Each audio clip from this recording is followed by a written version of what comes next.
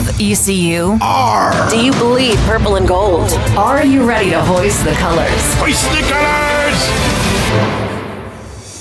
It's time for the most in-depth look into the world of ECU athletics. Welcome to Hoist the Colors with your host, Stephen Igo on 94.3 The Game. Watch the show live on Facebook and at 943thegame.com. Here's Stephen Igo. It is Hoist the Colors on a Thursday, February 19th edition of the program. Busy show ahead. ECU baseball gets a midweek win. The Bats wake up. We'll discuss that here in a couple of moments. Also, a incredible game inside Minges Coliseum last night that ends in a very difficult to swallow loss to Wichita State. But it was a crazy game. We'll recap that more. Philip Pilkington producing today's show. But let's lead off today with our great on-base man. He is Mike Mullis, always finding a way to get the job done, sticking his elbow out, getting on base however it needs to be done. And Braden Burst was that way last night. 6 plate appearances, 6 times on base. Mike Mullis leading off. How's it going, Mully? I don't think we've talked since the preseason. We've since seen 5 ECU baseball games. So before we dive into specifics, just your thoughts on the 2-3 start for the Pirates.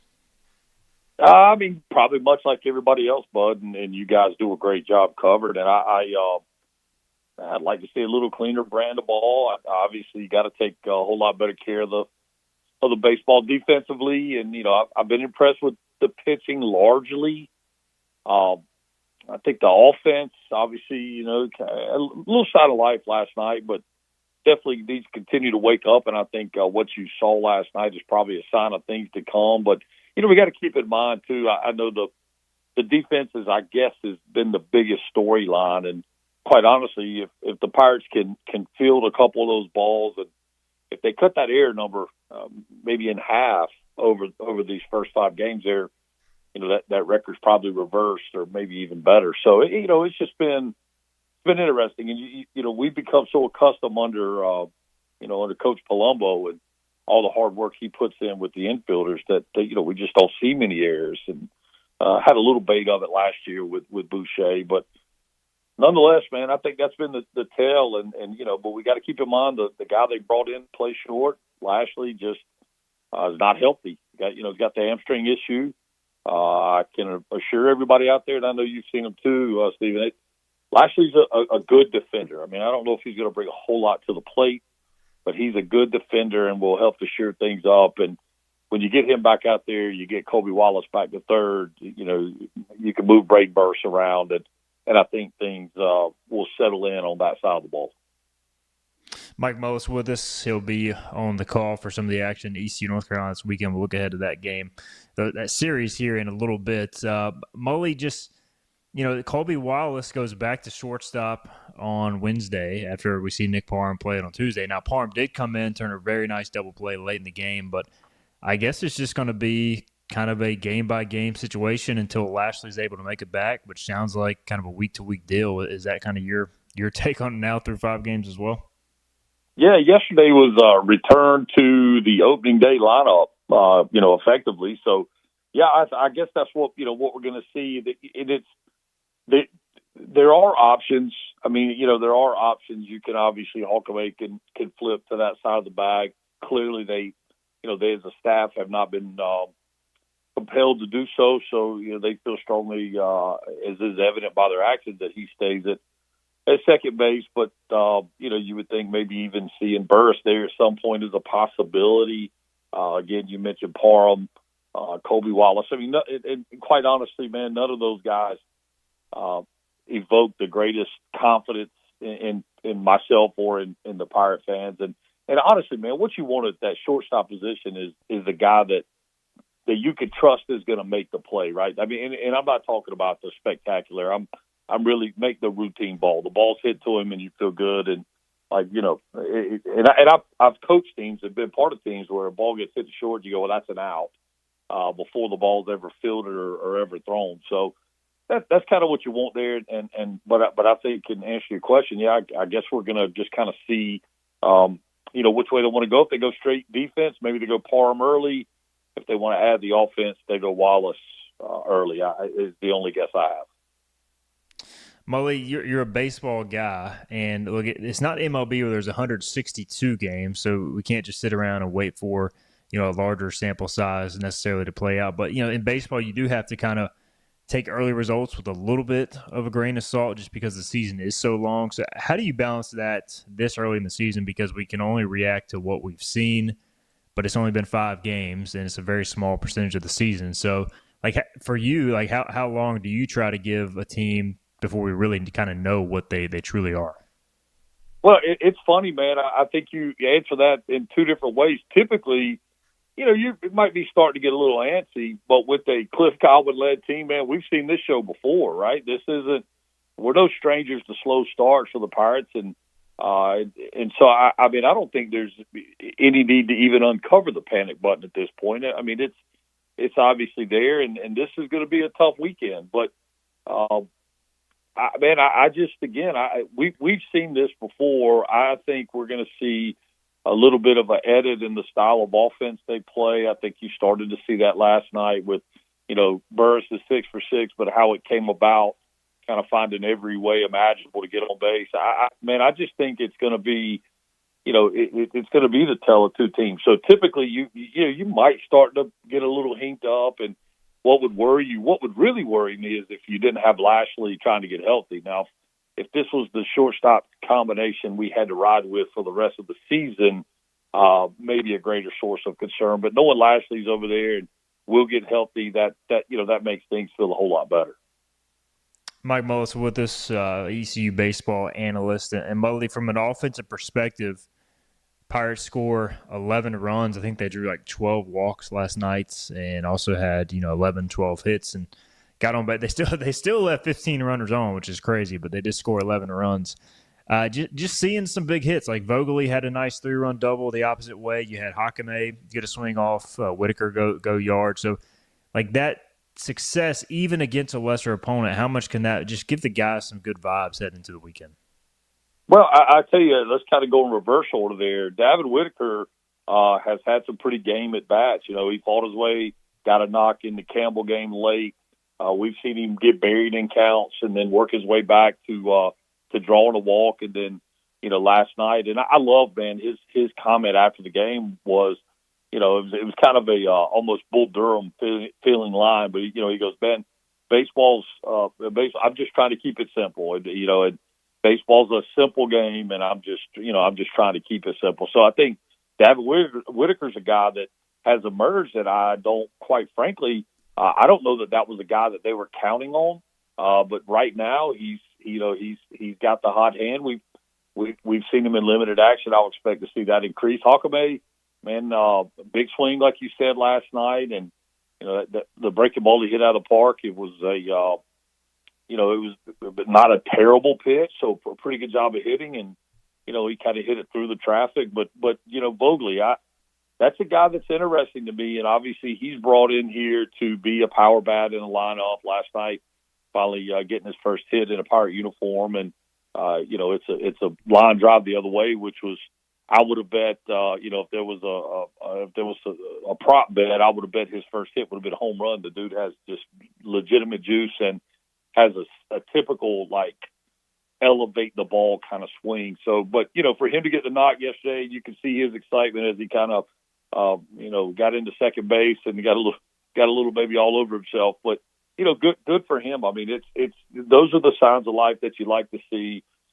And yes, it was a lesser opponent. NIU's had some issues, and losing 2 out of 3 to A&T and kind of what they've been through. But you got you can only beat who's in front of you. And you certainly would rather have had that success against NIU last night, now going into the Carolina series, as opposed to not have had any success last night, knowing that the Tar Heels are looming. On the mound, Mully, I've said through, even going into yesterday's game, that the pitching, the reason I think this team will still have a shot even with some of the early struggles is because of the pitching. And on the mound, we've just seen a lot of good stuff. I mean, and again, it is super early. Small sample size the other way as well, but just the stuff is pretty loud. How do you feel about the Pirates on the mound through 5 games? I mean, really good. And I will tell you, I think I'm more excited about seeing Norby take the mound Friday night than I was about seeing him take the mound opening day. I just am really, really curious to hopefully see that bounce back. The thing that bothered me with his outing was not necessarily as much the stuff as it was the composure, maybe a little lack thereof, where you visibly pick up on his frustration and that your Friday night guy that had the season he had last year. You almost want them to be emotionless out there, and but look, they're not robots, and he was clearly frustrated. So I'm really anxious to see him get back out. As far as the rest of the staff, I don't think there's enough kind words to be said for the effort that Sean Jenkins has given, for the effort that obviously Kobe Weber gave in his outing last weekend, coming into a situation where you're the youngest guy out there, and your team is 0-2 on the weekend. You got to try to make something happen to stop the bleeding, and he does just that. And then the bullpen arms we've seen, for the most part, have been good. I still believe Ryan Towers is a bigger part of this pitching staff than we've seen. And look, man, last night when RT was out there, I mean, it was a gale force win. Of course, the one home run I don't think was affected by anything. The second one I think was clearly wind aided, but he's had some I would say tough luck, but some of it kind of a self manifestation. When with his stuff, Steve, if he makes a mistake at 86, 87 miles an hour, even 88, it's most likely going to be hit hard, and that's why people covet velocity, is it gives you the ability to get away with a little bit more and still have a positive outcome from a pitching standpoint than if if he's 98, he probably doesn't get touched on those. But since he's 88, top end, those mistakes end up being glaring. I remember you talking about Ethan Rose in the preseason, just has a little funkiness to him, and had a big outing last night. Got out of a jam, and obviously has pitched pretty well now. Two appearances, 4 innings, and I don't know, like even Hoagland last night, lefty. He's another mid 80s guy, but crafty lefty. Like these freshmen, I think you're going to play a pretty big role as the season moves along. So how do you feel about them after seeing them throw last night and some decently pressured situations, especially Rose? Yeah, no, man, I really like that kid. It's as you said, it's a different look, and it's really firm from that slot. You just don't typically see guys in the upper 80s from down there. He's a ground ball machine. If he's around the zone, and I say around the zone, he is typically around the zone. He's got to be in the zone and be a little bit more. I don't know if accurate is the word that I'm looking for, but that approach with his pitching style, I expect to see him be a guy that comes in and tries to get that ground ball in a matchup situation. So, I think he's been really. Got to tell you the other one, and I'm drawing a blank. Steve, you have to help me from the right-hander from Lenore Ryan through last night. Marley, man, I tell you what, that dude. You're watching him pitch, and you look up at the radar gun, and it's 90, 91, but you're watching it, and you're like, man, that is much quicker perceptually than 90, 91, and his success above the barrel. I mean, if he stays above the barrel with the life on that fastball, he's going to be a big part of this thing. I bet he was a really difficult time for opposing teams at the D2 level. But I've been really impressed with him in his couple of outings. So I agree, man. I think the pitching gives you a chance, and that's what this Pirate team has is they do have some depth. I still think Chacon's best days are ahead of him. Again, I think RT's best days are ahead of him. Don't know that we got enough of Antolik to really get a taste of what it is. But I do. I think that pitching staff can take you a long ways. Speaking of pitching, UNC rolls in this weekend. Mullis through 5 games. They've given up 7 earned runs on the mound, and they are really good. DeCaro, obviously, on Friday. They also got Folger, Boaz, Brian Lynch in that rotation. We know Mateus is back from an arm injury in the bullpen. McDuffie's the real deal, Cameron Padgett. So, look, I don't know. Looking ahead to this weekend, I know UNC's got a lot of new position players that are talented, but I'm expecting some low-scoring baseball, and maybe we'll see some offensive innings. But your early take on Tar Heels Pirates heading into the weekend?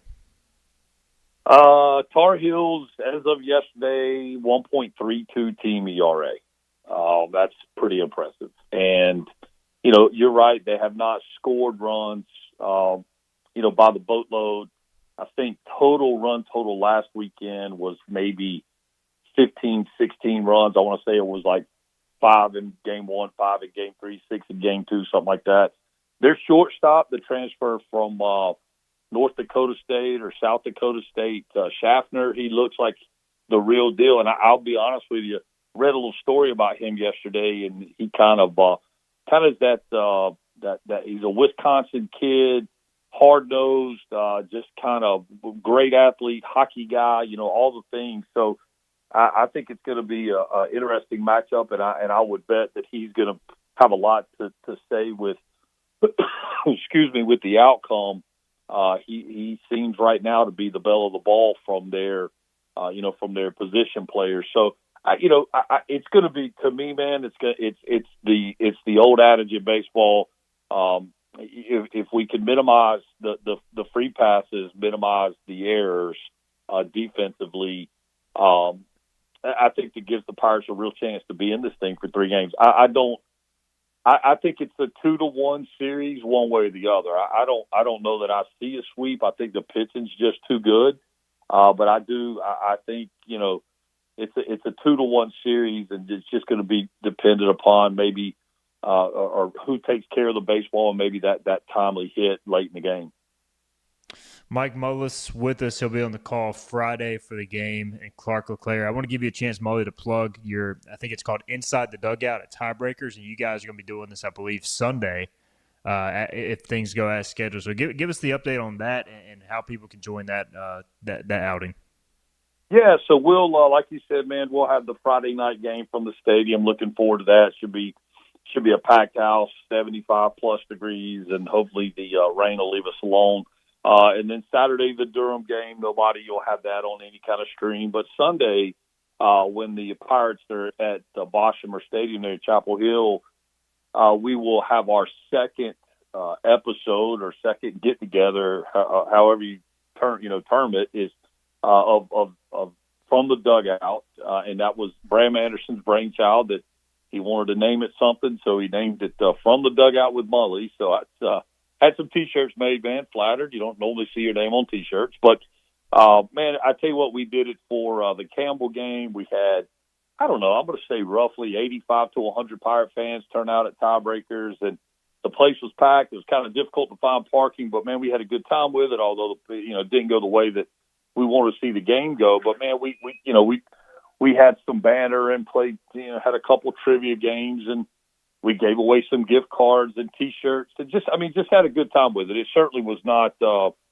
We're not going to sit there and break every pitch down and talk about every possible scenario. There is some of that, but a lot of it is just general banter, and again, giving folks opportunities to ask questions. Had some great questions about NIL in baseball.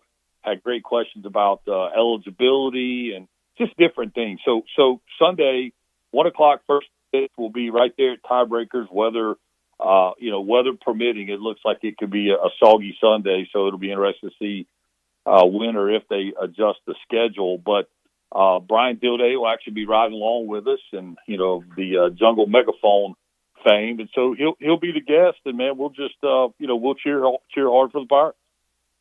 Should be a lot of fun. Check it out, the main Tiebreakers over on Smithwick Drive. From the Dugout with Mully. That's pretty awesome, Mully. Well, we appreciate it, man. We'll get you back on here in a week or two, but thanks as always for your insight. Absolutely, man. Talk to you guys soon, and let's go have a good weekend. No doubt. Mike Mullis, ECU, ESPN Plus analyst. Should be an awesome weekend for baseball. ECU, North Carolina, one of the better early season series in the country, and definitely here regionally with college baseball. Let's get a break in. We'll come back. We'll dive more into the Pirates' win last night over Northern Illinois after this. You know what the problem is with standard belts?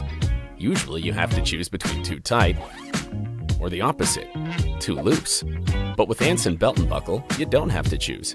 We got rid of the holes and instead have a track system designed for micro-adjustability. That way you can enjoy a perfect fit every time. Anson Belt and Buckle. Find your perfect fit today.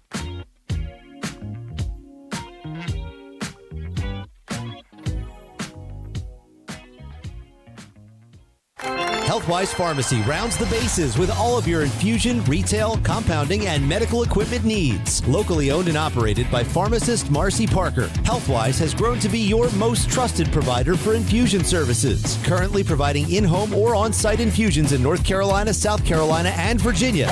Visit Healthwise Pharmacy at 615B South Memorial Drive or call 252-295-0059 to speak to a patient service representative to find the option that best suits your needs. The best burgers around. Everyone loves a thick, juicy, and fresh burger. Tiebreakers does real burgers better than anybody. And don't forget about the cheese sticks, fresh salads, and more. So don't just go to any burger-themed restaurant chain. It's time to break the chain and eat local. Tiebreakers, burgers and sports at its best. Go Pirates! Arg! In this age of globalization, we've learned that bigger isn't always better. Ever tried to get phone help from a big corporation from a real person? Right. That's what's so nice about Phelps Chevrolet. After more than 50 years serving our community, Phelps remains family-owned and operated. Mike, Daryl, Wave, West, Alan, and Clay deliver hometown service and integrity, same as always. They share your experience, they share your values, and they are ready to help with any motoring need.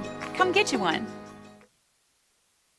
Daughtridge Gas and Oil has been your dependable propane supplier for 95 years. Their trained technicians can service and properly install all your propane and natural gas appliances. Plus, Daughtridge Gas and Oil is your backyard expert with fire pits, grills, smokers, and more, including quality outdoor furniture at their Greenville Patio and Hearth Shop at 1901 Charles Boulevard. Go by and see the knowledgeable staff at Daughtridge Gas and Oil for propane delivery or call 756-1345.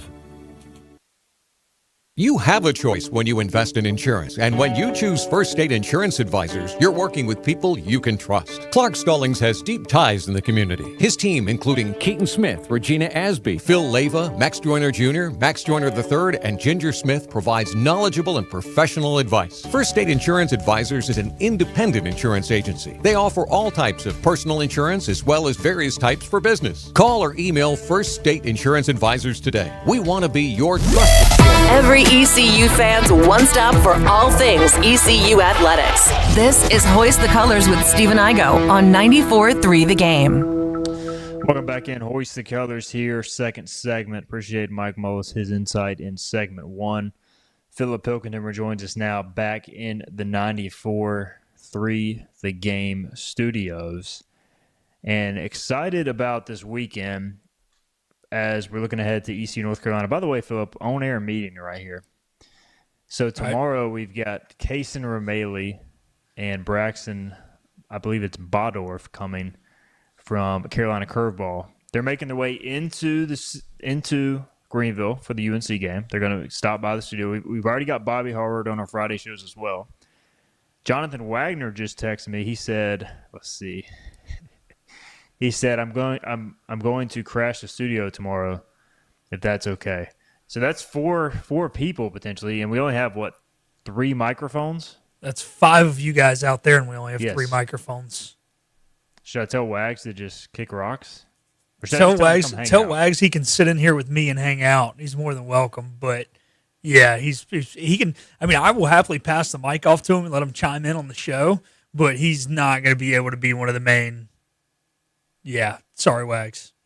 Sorry, Wags. You have been overshadowed by the others. So yeah, he was on last Friday. He only needs to make so many appearances in studio per year. Exactly. But I'll break the news to him. So busy Friday show. Braxton played college baseball, so we'll get his take, and he does a great job with Kaysen. He also follows North Carolina heavily, so he'll provide a lot of good insight on the Tar Heels, and then Kaysen, obviously former Hoist Colors intern, follows ECU heavily. So looking forward to the weekend.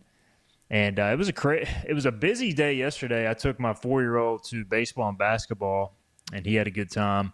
Got to see a baseball game, and that baseball game absolutely dragged. It was a midweek fest. A lot of pitchers, a lot of walks, a lot of slow innings, but he enjoyed that. And then we went to basketball. We'll get into that. And then that went to double overtime. And hey, we stayed till the end. You guys did. I did notice that. Yes. I kept looking over there at the beginning of each overtime to see if you guys were going to leave, and You guys stayed, so shout out to Slater for staying. I will say it was funny. At the end of regulation, there was like this group of girls that started leaving, and the band started like booing them, man. It was hilarious. Yeah, it's one of those things, man. Like, I get you got a bedtime, but I'm like, those college girls ain't going home and going to bed at 9 o'clock. Come on. You're right. And also, like, if you stick it out for that long, the game was entertaining. Like, you got to see it to the end. Win or lose, man. Yeah. Obviously, the Pirates lost, but it was a phenomenal game. So, Slater went to bed well after 10 o'clock. So, he actually woke up in a good mood. So, that was a positive. All right, anyways, ECU baseball, we'll focus on that first. They went 11-5. We talked about it a little bit with Mullis. And really, sitting in the park, sitting in the stands, Phillip, with ECU down 4-1, you could feel the tension amongst Pirate fans. Like, are we really going to lose to Northern Illinois? And, like, you just kind of needed that hit to just loosen everybody up. Davin Whitaker provided it with the 2-run homer in the bottom of the third. Hakame comes through with a 3-run shot through the wind, by the way, in the fourth. That was a well-hit baseball. And it wasn't the prettiest thing. You had, another kind of miscue. The error went to Ethan Rose, although it probably could have been caught by Colby Wallace at second. Either way, they end up getting out of it and end up shutting the door, find a way to win 11-5. So, look, they did what they needed to do, but I'm really hoping this can just kind of give some confidence to some guys who need it. Yeah, I think so. And so you could feel the tension in the stadium. But however, I kind of felt the whole time, it's like they will run out of pitching and we won't. Now, if we get into the 6th, 7th, 8th inning, okay, maybe worry. But, yeah. Also, just little insight as to why the error went to Ethan Rose. I'm just going to be 100% honest. Northern Illinois at the time had a pitcher warming up that was not, he was wearing a number that was not on their roster. Okay, this is a funny story. So Valerie calls their SID. Their SID, who's traveling with women's basketball, doesn't have a clue. They send the SID intern down to their dugout to ask. They don't even know what number this guy is. They're like, I think his number was 49. They're like, who's that guy wearing 49? We don't have 49 on the roster. And they had to send someone down there to, like, get this figured out. Well, while we're trying to figure out all this stuff, the error happens and no one was watching the play. And we were like, the ball just squirted away. And Val gave it to the pitcher and told Joanne to give it to the pitcher. No one ever saw a replay. So if you're wondering why the error was charged to the pitcher, I will be honest. We were so worried about who this dude was coming in from Northern Illinois, about to come in and getting his name right, so we did not mess up the stats. No one saw the play. But I like Northern Illinois doesn't even have the right jersey, so blame Northern Illinois. Yeah. Typical MAC baseball, I guess. Yeah, it's kind of crazy. Nobody in the dugout even knew. But I don't.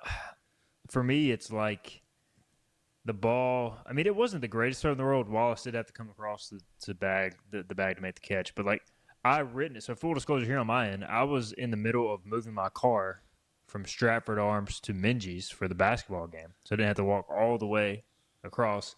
And so I missed this play as well. So I went through the box score in my post-game write-up last night at like 11 o'clock and wrote it as, hey, the ECU infield played clean with Colby Wallace back at shortstop, and the lone error was charged to Ethan Rose. And so then I watched it this morning, and I had to go back and edit my story, and I said that the error was charged to Rose on a play that Wallace dropped.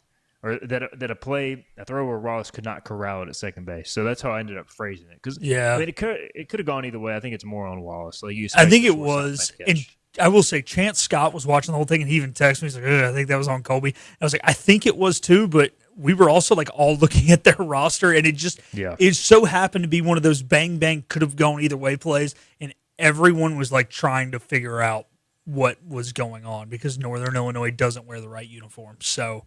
This is true inside baseball here. This is, and normally I would not just like tell a story that's going on in the press box, no, it's not anybody else, but because we're crapping on the other team and had nothing to do with East Carolina staff. East Carolina staff was doing everything they could to go out of their way to make sure stuff did not get messed up, thanks to Northern Illinois' incompetence.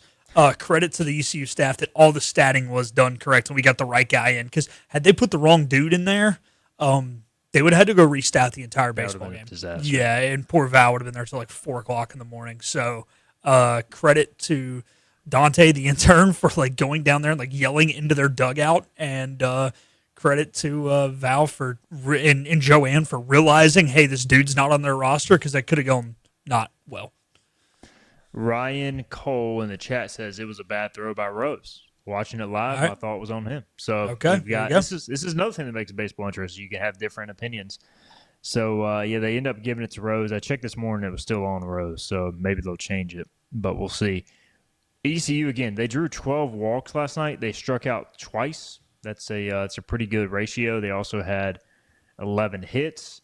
They did leave 15 on base, which isn't great, but hey, at least you're continuing to get them on. I mean, through 5 games, now, they've gotten guys on base consistently. Obviously, the timely hitting has not been there consistently, but you got to get guys on base either way, so that's a positive.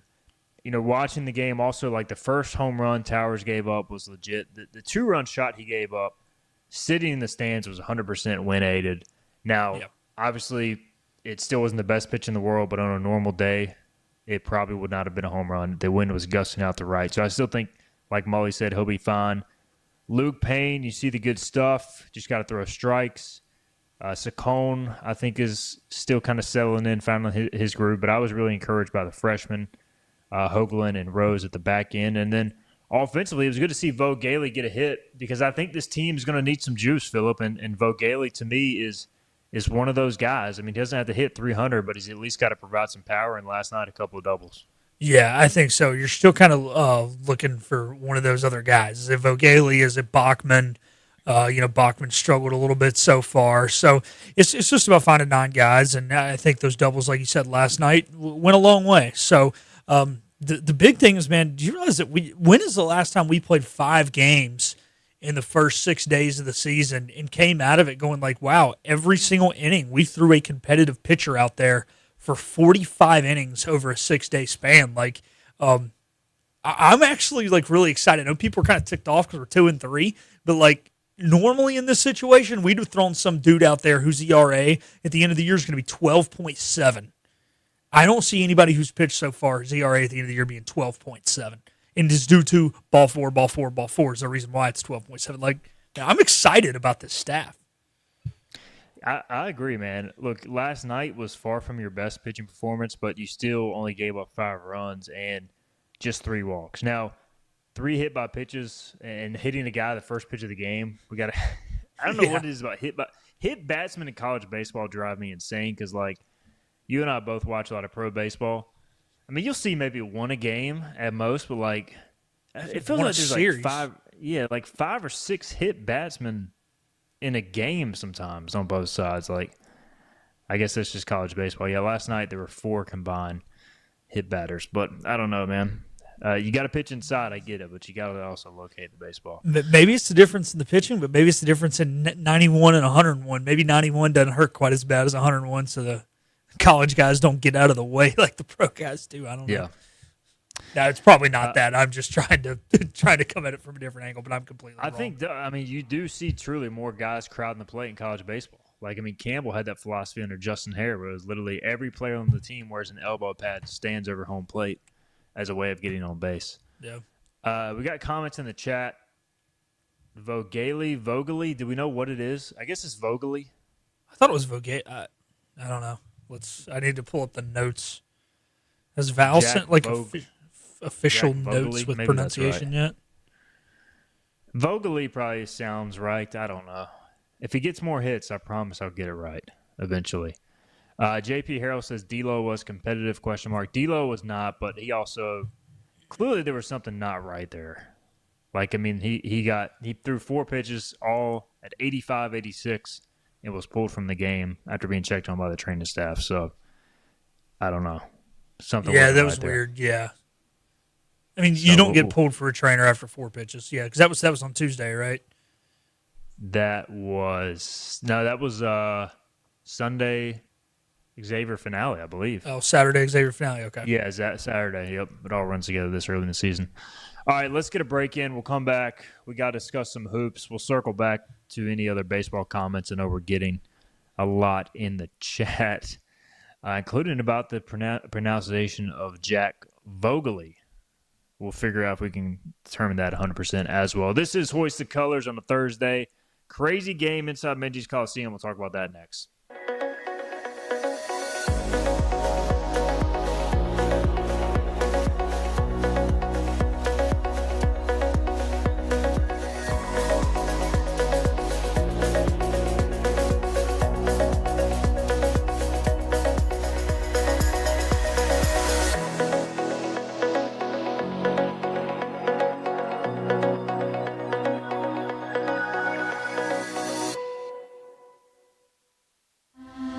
This is about you, your family, and the health of all who live in Eastern North Carolina. This is about the transformation of a health system into something more powerful and more human, about creating new ways to treat disease and keep you well. This is about ECU Health, which is to say, it's really all about you.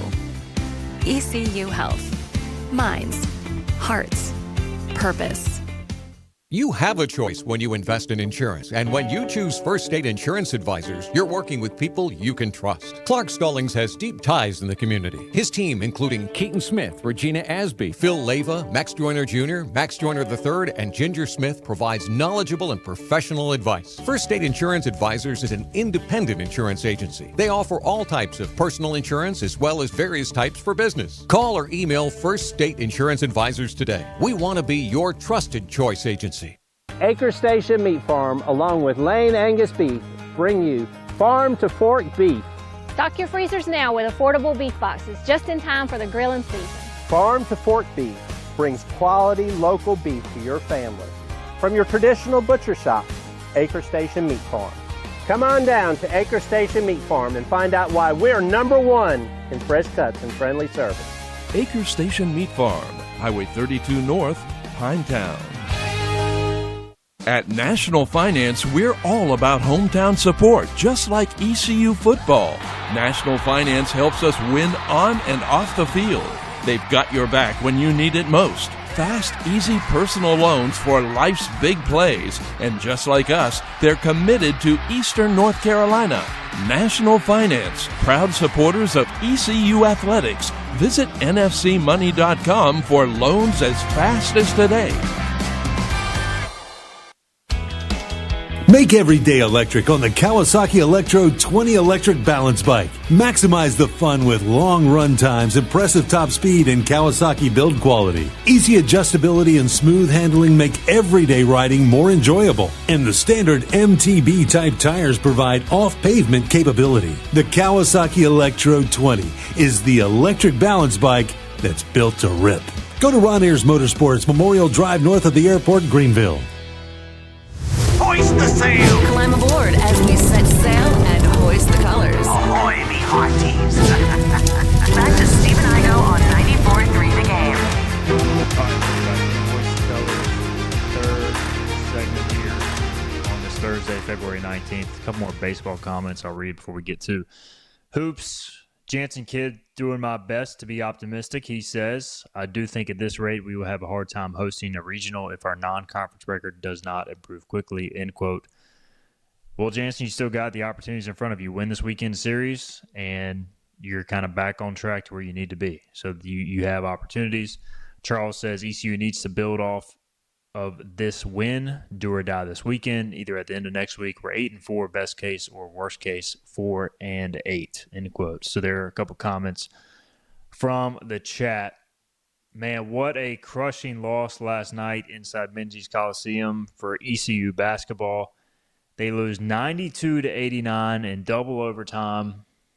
You know, I wrote in my post game that it had the makings of ECU's best win of the year, should have been the best win of the year, and instead turned into the most excruciating loss of the Mike Schwartz era. And just, man, kind of hard. Like, Wichita State has to feel like they just completely got away with one here. And then ECU, you're just going to be kicking yourself for a while. Pirates, first off, they could have easily won the game in free throw in regulation with free throws, Philip Pilkington, because they kept missing all these free throws in regulation. They finished the game 57% from the line, 16 of 28. But then, you know, you have a chance at the end of the regulation. Then you have a chance at the end of overtime, number one. And in both cases, ECU maybe by the benefit of a poor call and regulation, and then just a poor sequence in overtime number one, they really just threw the game away. So we can get into both sequences, but I feel for the guys. You have Jordan Riley score 40 points, first 40-point effort by an ECU basketball player on the men's side in 32 years, and you lose. He was out there. I do want to point out one specific instance. I don't know if you noticed this, Philip. In overtime, I believe, he scored twice in a row, and he dribbled up the court just calling out ISO. He was so just determined. It was like the most awesome thing I've seen in Midges for a while. Now, he didn't score on that position, but I'm like, this dude is in the zone right now. So I just want to take a moment to appreciate Jordan Riley, everything he gave to the team, 49 minutes. But crushing not to get that win last night, man. It was. And look, Jordan Riley, and you hit the nail on the head with him. The other guy I want to applaud, we're not in that game. It's not for Eli DeLaurier. Those mid-range jumpers he hit down the stretch in the second half, as well as his ability to fight for loose balls. Yeah, there was sometimes possession arrow didn't go our way, and sometimes that he fought for, and it did. But there were sometimes he could have very easily just let the other team have the ball. Instead, he got the tie-up. Yes, it kept it with them, but then the next time it then gave it to you, whereas it would have given it to them again. So Eli played his rear end off. He was 3 of 4 from the free throw line. He was the best free throw shooter the team had. He should have had 11 points, or did at one time have 11, but the goaltend got called back. So, man, he played his butt off. Blue-collar guy. Like you said, Jordan was dialed in, and Jordan showed it with the confidence. He got fouled plenty of times. Both of them got fouled. That big redheaded kid should have fouled out like midway through the second half, but it was hack-a-shack down there every time we went up. I don't know what they were seeing on that three-point contest, or on that three-point, or when they called the foul at the end of overtime. I mean, if Mike Eads has any sort of guts, he will not assign any of those morons a game the rest of the year. They definitely better not get any damn SEC games, I can tell you that, because Mike Eads assigns the American and the SEC. Those guys are jokes. With that being said, East Carolina, to your point, I don't know what we were doing on the inbound pass at the end of the first overtime. I mean, they looked like they'd never inbounded a ball before. And then on top of it, it probably wouldn't have mattered, but why is Isaiah Mbang in the game with 4 fouls when you know you're going to foul on purpose? You got to put Patty in right there with 14 seconds left because you know they're going to give the ball to their point guard, their best free throw shooter, and you leave the guy with 4 fouls. And everybody looked surprised when he picked up, like he didn't know he had 4 fouls. Coach looked like, how the hell do you not know the guy's got 4 fouls? Like, at that point, even I understand he's the better player than Patty, but the foul's going to happen. You're going to get a chance to change players. And if you don't, Patty comes up with a steal and hits a breakaway layup, good for him. And if he can't convert the breakaway layup, like Isaiah would have been able to have been too, I can live with that as opposed to you not having another 3-point guy in at the end of the game because he fouled out because you didn't know how many fouls there were. Yeah, and Mbang's a better defender, but he let that guard get away from him so easily, which they didn't appear to try to double him at all. So he went to the line, knocked him down easily, and he fouled out. So it was not a good sequence. Yeah, I mean, the end of the game. All right, so let's start with the end of regulation. By the way, the officials last night, Vladimir Voyard-Tadal, Rob Rourke, and Chris Ford were your 3 officials last night. The guy with the really short hair wasn't that bad, but the guy with the kind of the decent styled hair and then the other dude were terrible. Yeah. So ECU is up at the end of regulation, and I wrote in my story, I keep going back to this because there's so many crazy things that happen in this game. It's hard to explain it all. I wrote what should have been a 2-possession lead. Like, you're up by 4 points. That should be 2 possessions, but it turned out to be 1, 69-65. And Giles, with 12 seconds left, catches and hits the 3, and it's called a shooting foul. Mike Schwartz said after the game, they talked about in the huddle, they wanted to foul on the inbounds, not during the shot. Instead, they end up fouling during the shot. Although if you look at the replay, Mbang, he kind of swipes Giles' right arm, but it's as he's catching the ball. It's definitely not as he's shooting. First off, it's a ticky-tack foul as it is, but either way, it should have been on the floor. But to give him continuation on that, plus the shot, I just thought it was a garbage call. Like, no way you make that call. I think he did foul him when he was coming around the screen. Like, when he was coming around the screen, there was a jersey pull. And there was a foul. So put him on the line, 1-1. I think, because, I think at the time, East Carolina only had 17 fouls. And heck, even if they had 9 already. Again. Yeah. Less than 7. Oh, yeah. They were still at 6. Or still, I think they were at 6. I think I would have put them. Either way, the point is it would have not been a 4-point play, whatever the foul count is. And then, he might have touched him on the thing, but you can't make that call unless you know. Like, you can't have a phantom and 1 on a 3 to tie a game in overtime. Like, what a moron. What an idiot official. I mean, again, ECU did some things that could have, but I mean, Mike Eads has got to put this guy in a room and sit him down and be like, you really called this? Like, this moron should have to do a press conference. A player sucks, he's got to answer for it at a press conference. Coach sucks, he has to answer for it at a press conference. Why the hell do these officials keep becoming booty on every freaking time, and they don't have to answer for it? They should start being, you say you get paid $1,000 a game, it should, and you get 70% of your calls right, you should only get $700. It should be a percentage thing. Like, this is terrible. They're just allowed to suck at their job, and nobody's going to answer for it. The worst officials each year don't get fired, like the worst coaches, and the worst players get cut next year, and new guys get drafted over them. Like, this is just a joke. What a moron. That guy's an idiot. Philip the Ref Pilkington, he's on one. And, look, performance-based pay for officials would be awesome. You'd get a bonus if you get 90% or more, 90% or more of your calls right. Yeah, that was bad. Now let's go to the inbounds, because that was also bad. ECU twice failed to inbound the ball correctly. The first was with a 2-point lead in the first overtime with, 5 seconds left. Like, all you have to do is get the ball in bounds. And in-bang, I can't remember at this point if ECU had a timeout or not. I believe they did, right? Yeah. Yeah, so, okay. Yeah, so... he kind of just freaked out and threw the ball to Delorier, and Delorier, it was at his feet. Delorier couldn't make the catch, goes right to Giles, and of course he throws up a prayer and it goes in. Amazing shot to tie the game at the end of overtime, number 1. But you can't, if you're not 100% sure there, you're making the right play. And Schwartz did say after the game they drew up a play and he felt it was clean. I think after watching the replay, it wasn't the cleanest look in the world. So I don't know if you got to call a timeout there if you're in-bang and you're not sure about it. You can't just force the issue. Or, you call the timeout, or worst case scenario, just lob the ball up into the backcourt, knowing your team is going to be just enough to where your team can touch it before it goes out of bounds. And the other, because if nobody touches it, then it comes back to where you were. But then at least the other team's going to pick the ball up in the other end of the court. I don't do something. Also, why didn't we have one guy release? You got to have one guy at least release. Even then, if you throw a bad pass to him and it gets tipped and goes out, it at least gets tipped and goes out 94 feet away instead of having the ball right there. I don't know. It seemed that there were all 4 guys were standing right there. It looked like it was an inbound under the basket you were trying to score in, not under your own basket. You had 4 dudes standing. You're 8 getting 9 guys really standing right there.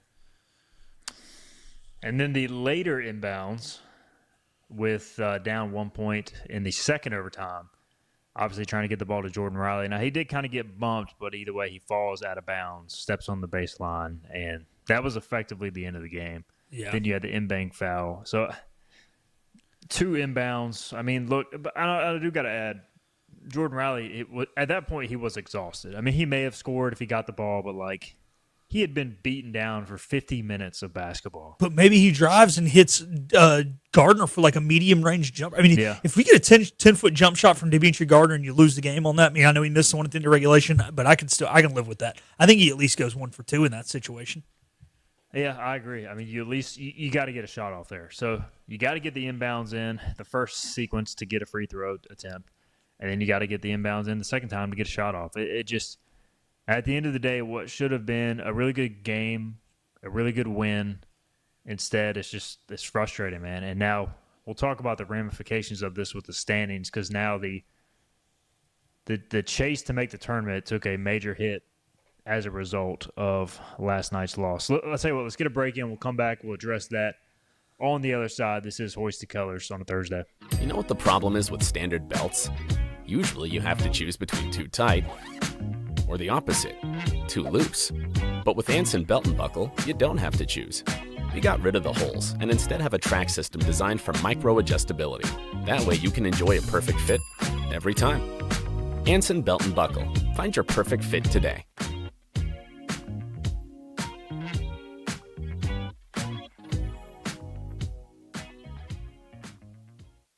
Daughtridge Gas and Oil has been your dependable propane supplier for 95 years. Their trained technicians can service and properly install all your propane and natural gas appliances. Plus, Daughtridge Gas and Oil is your backyard expert with fire pits, grills, smokers, and more, including quality outdoor furniture at their Greenville Patio and Hearth Shop at 1901 Charles Boulevard. Go by and see the knowledgeable staff at Daughtridge Gas and Oil for propane delivery or call 756-1345.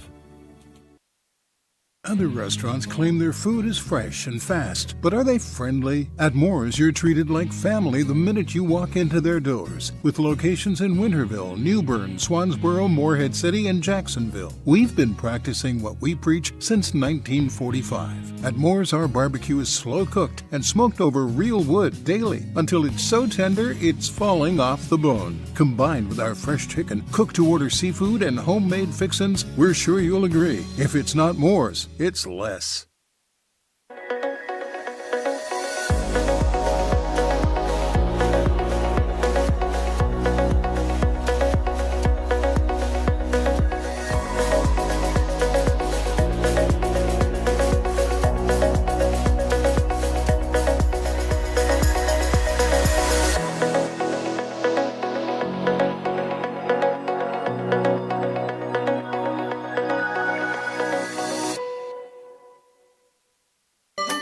Your confidence makes everything look good.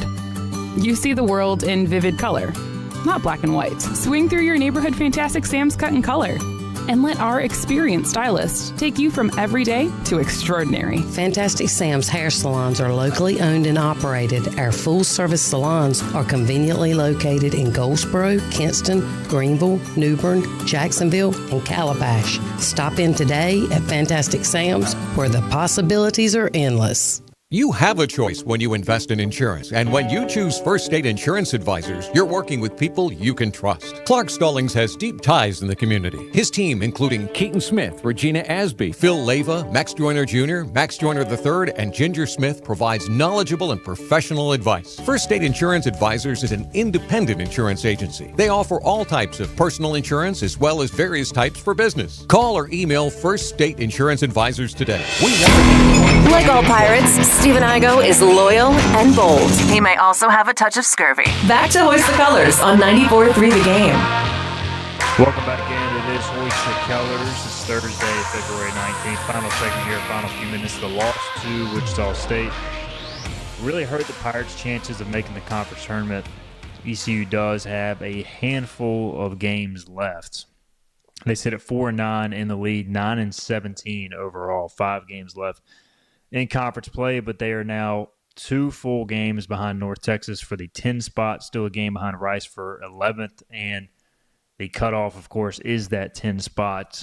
So you're essentially having to make up 2 games over the final 5 games, which is going to be tough to do. Now, North Texas plays against Tulane tonight. They host FAU. They go to Charlotte. They go to UAB, and then they host Rice. ECU goes to Charlotte this Saturday, goes to UTSA, hosts Memphis and Tulsa, and then concludes the season at UAB. So, look, we said they had to go 3-3 at least down the stretch. This is a tough blow for multiple reasons, losing this game, Phillip, but the odds are now stacked against you. And I do worry about the psyche of the team now. Look, we've said all along, Coach Schwartz does a tremendous job getting these guys ready to go despite the shortcomings. But a loss like that, Coach Schwartz himself said probably the toughest he's had at ECU, maybe his career. And now you got to go back on the road to a rival, which you know Charlotte will be amped up to play. This is a spot that concerns me. It is. Charlotte's not playing well. You know, they've been kind of falling as well. We talked about FAU's fall from grace, but, you know, Charlotte, they're going to make the tournament, but they're kind of in a free fall right now, so it makes you feel better. The other thing is all of a sudden now Tulane is a player to catch. Just saying. They're sitting at 6-6, so they've got a couple games in hand on some teams. They play North Texas tonight, as you mentioned, but Tulane's schedule down the stretch there pretty tough. I still think they end up in the conference tournament, but that is another player now of a team that you can catch. You know, you're feeling okay last night. The second you lost because UTSA was up on FAU and there was a chance, and then right after our game ended, the Owls went on a little bit of a run there. So, yeah, man, I don't know. It's going to be tough, but hey, you know what? This team, they haven't quit all year. So, look, if they go down, they're going to go down fighting. They're not going to roll over and walk out with their tail tucked between their legs. I can guarantee you that. The other aspect is, too, we didn't talk about it. Corey Calker goes down with an injury, and look, Corey Calker has not performed how anybody thought he would, but at the end of the day, you still – what are you down? I mean, you're down, 4 guards now? Calker, Tybo's still out, Jay Shane. And Trevi. I mean, it's just Dahi Quinn as well in the preseason. So, I mean, you're just getting down to, you don't have enough players to even play. And I'm not saying – I honestly think at times Calker not playing last night, from a game standpoint, may have even helped ECU. But, you still need guys to get through a game. And now it's getting even more dire on that front. Well, Tybo would have been able to sit a little bit with that foul trouble, though. Yeah. And maybe when he commits that foul, maybe that's not his 5th. Maybe that's only his 4th. And again, you still would have had to hit a prayer 3. But if you do hit it, then you go into another overtime. You don't have a true point guard on the court in a third overtime, which you don't feel good about. But Corey would have been able to at least probably save one of those fouls that Mbank picked up. Yeah, so it's just the injuries continue to add up for ECU, and hopefully with Jordan taking on even more minutes and more of a role as he has all season, those guys can stay healthy and give ECU a shot. Tough loss.